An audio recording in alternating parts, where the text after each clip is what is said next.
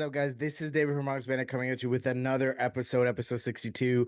And not only me, but a whole bunch of other Yankee content creators have talked nauseum about Blake Snell signing him, so on and so forth. But I got some interesting news and an interesting take that I don't feel like a lot of people have kind of discussed about or talked about quite yet. So I want you to stay tuned for that. But Scott Boras, and I want to open up by saying this, screwed up.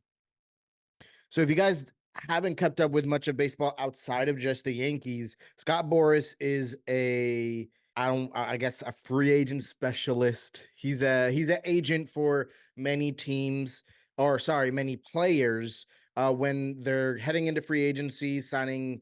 Usually, Scott Boras doesn't sign extensions, but signing extensions and responsible for getting them as much money as they can in free agency for the benefit of the player. Now, Scott Boras has been notorious for being really, really good at this and kind of negatively affecting teams because of the big contracts he's been able to get a hold of. For example, a large one was Alex Rodriguez, I believe, with the Rangers. Scott Boras was Alex Rodriguez's client. And there's many more down the line as well that have had this success with Scott Boras. He has a large resume and is very successful at his job.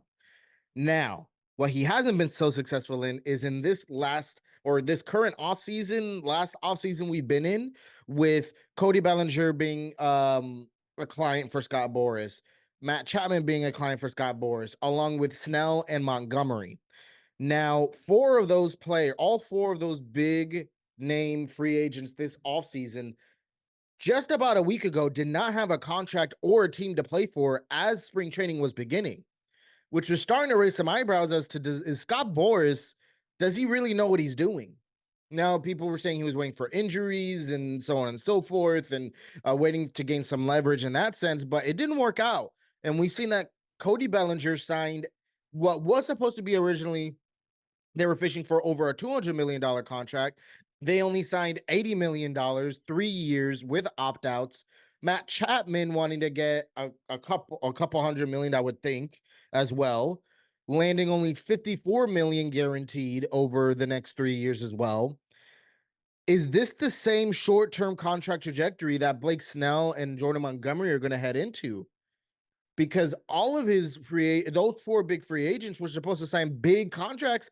So far, half of them haven't signed those big contracts, and has it kind of been alarming. And it seems like Scott Boras got the shorter end of the stick when making these deals this year, versus him usually getting the larger end of the stick and getting the better end of the deal in past years.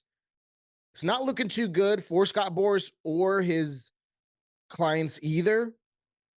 And this made me start thinking, as a Yankee fan and us being slightly linked to Blake Snell, is this the same route that Blake Snell is going to head into?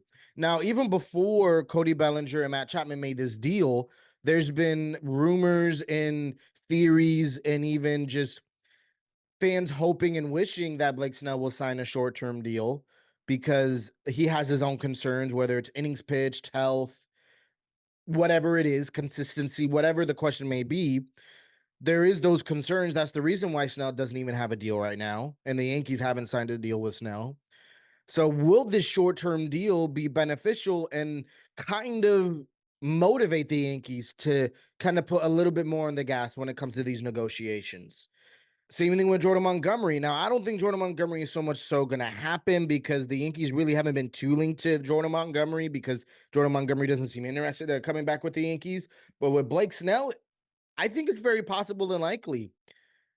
It seems as though with where we are at in free agency, spring training, Blake Snell's going to have no choice but to do a short-term deal as well. Also, probably going to have to be 3 years, 2 years with opt-outs at most. If you're lucky, maybe 4 years, but I'm guessing 2 or 3. And if that's the case, should the Yankees go full throttle and go for this deal? They said they would be interested if they'd willing to go for a short-term deal. Now it looks like they're willing to go for a short-term deal, with some reports saying that Blake Snell is open to the idea. But also, may I throw a wrench in all this? Reports came out yesterday that the Phillies, are, despite extending Zach Wheeler as of this morning, are still interested in adding to pitching and is interested in Blake Snell if, in fact, he's willing to be open to that short-term deal. And let me remind you that this is the same Phillies team that gave the most amount of guaranteed money to Yamamoto this offseason. They really look like they're aggressive in adding pitching, and they're willing to throw a lot of upfront money to a pitcher.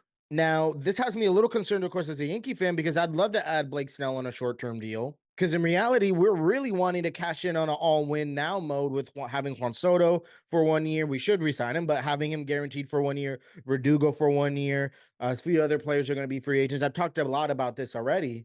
So the Yankees would love to have a short-term deal with Blake Snell, but the Phillies seem interested as well, and has me a little bit concerned. And now and a lot of you guys may be thinking the Yankees should just get it done. And listen, I agree.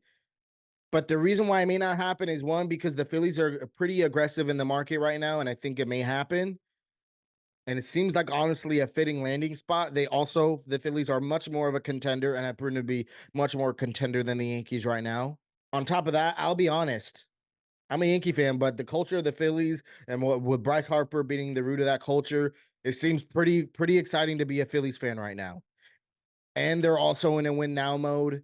Unless it's a locational thing or what have you, it seems like Blake Snell will be a great fit for the Phillies. But another reason why the Yankees may not be so inclined to go after Blake Snell still is, again, like I've talked about and other people have talked about, the luxury tax. Let's say they're willing to go short-term deal, high AAV, which the Yankees have come out and said they want to do, and have said they wanted to add to pitching. Let's say they offer a short-term deal at $35 million a year or $40 million a year. That's going to be $70 to $80 million a year. They're still going to have to cough up through luxury tax. So I came on here to kind of say the Yankees could definitely come in, and it's in their court to come in and cash in on a Blake Snell deal, short-term deal.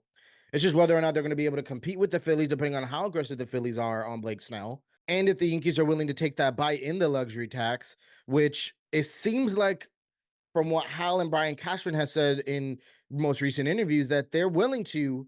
And when asked about Blake Snell specifically, they didn't want to tip their hand or give any information on that.